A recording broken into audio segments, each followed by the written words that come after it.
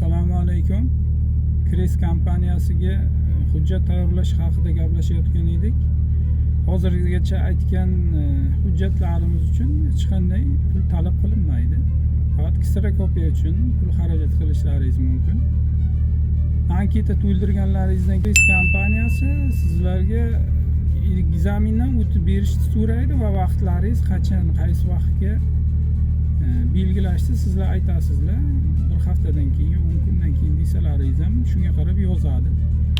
Toshkentga sizlarga ekzaminga o'tishga yuboradi. Yoqda 90 gradus, 45 gradus va zigzag o'tib berish kerak. Yoqda ketgan xarajatlar 1 soati sizlarga 1 soat vajdiga qildiradi va o'rgatadi. 400 ming so'm.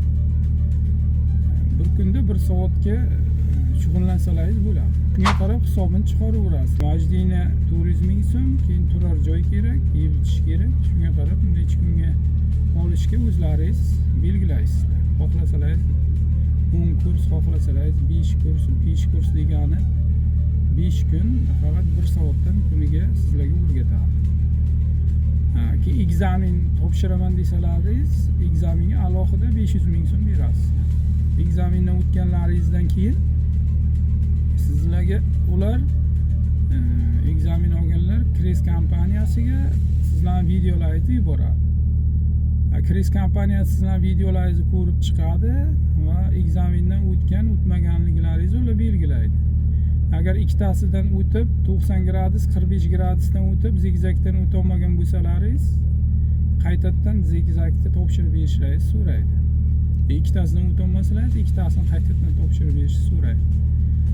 Ekzamindan o'tganlaringizdan keyin ular ko'rib chiqadi. Oradan vaqt o'tgandan keyin sizlarga vizaga kirish uchun kod yuboradi.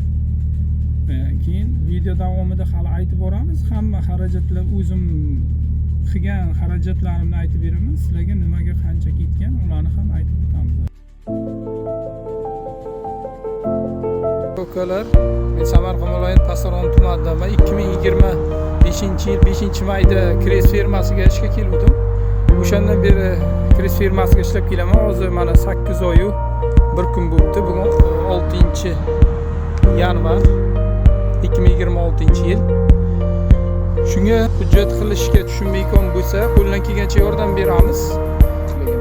Shunga bir-birimizga yordam bersak, oilasiga ishlab borsa, biz ham xursandmiz. Katta rahmat hammalaringizga.